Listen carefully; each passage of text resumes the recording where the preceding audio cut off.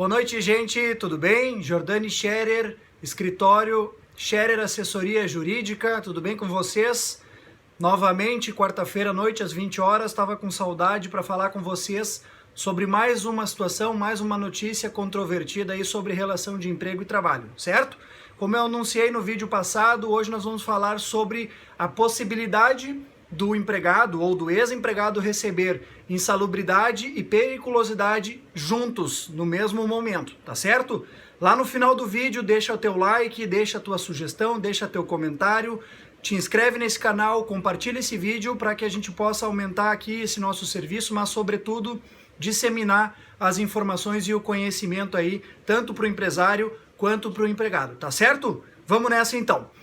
A seção 13 da CLT, se eu não me engano, o artigo 189 em diante, vai tratar de insalubridade e periculosidade, tá certo? Então, quando quiserem dar uma olhada, podem dar uma olhada lá que vocês vão verificar do que trata cada coisa, tá?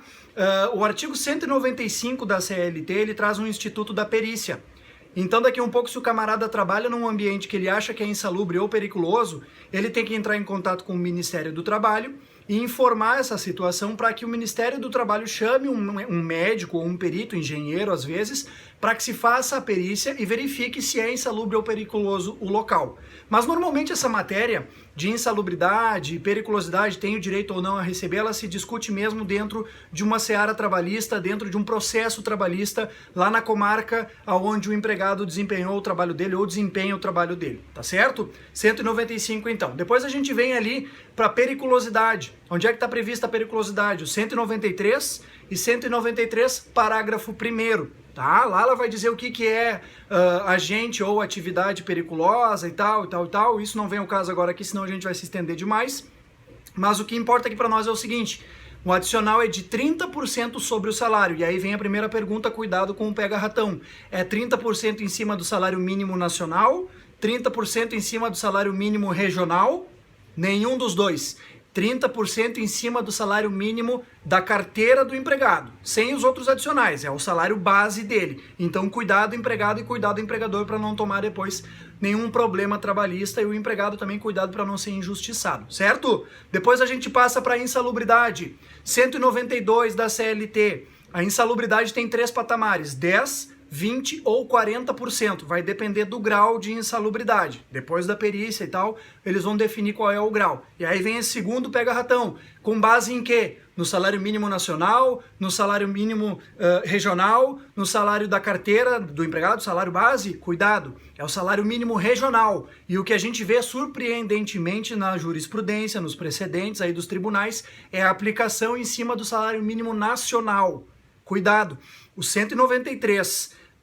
Perdão, o 192 ele é categórico quando ele diz que é em cima do salário mínimo regional e não do nacional. Mas, infelizmente, o que a gente vê na maioria das decisões é em cima do nacional. Então tem que tomar cuidado para fazer... O empregador tem que fazer correto para não tomar um passivo trabalhista depois, e o empregado tem que fazer jus ali, requerer então que seja em cima do regional e não do nacional, até porque a gente sabe que o salário mínimo do Rio Grande do Sul é maior do que o nacional. Ok? Vamos em diante. Qual é o cerne do nosso vídeo? O título dele: pode o empregado receber os dois agentes juntos? Sim ou não? Vou dar um exemplo bem clássico para vocês, que já passou por um ex-empregado comigo, tá? Ele trabalhava com um carrinho de empilhadeira lá na Ambev, tá? Coca-Cola, Pepsi, enfim, refrigerantes, bebidas e tudo mais.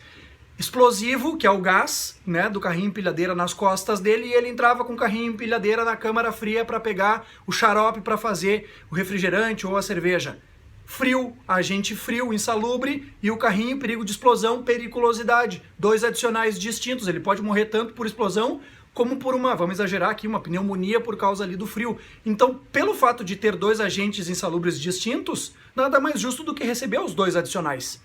Porém, não é o que o tribunal, na maioria das vezes, aplicava. A majoritária, né, de 10, 8 diziam o seguinte: escolhe ou insalubridade ou periculosidade. E as outras 2 davam os 2, era a minoritária, né? Só que eu discordava veemente, porque tem um dispositivo que diz o seguinte: o empregado vai optar pelo adicional insalubre que porventura for melhor para ele. Mas não é o adicional insalubre, é o adicional insalubre e periculoso, nesse exemplo que eu dei. Então a própria letra da CLT já estava errada, mas os advogados, enfim, não estavam conseguindo modificar esse conceito jurisprudencial. E o que fez o TST, que é a nossa Corte Suprema aqui no Brasil em matéria trabalhista? Final de 2019, se eu não me engano, setembro de 2019, por 7-6, se eu não me engano também, foi bem apertadinho, tamanha a controvérsia, né, tamanha a discussão dessa situação.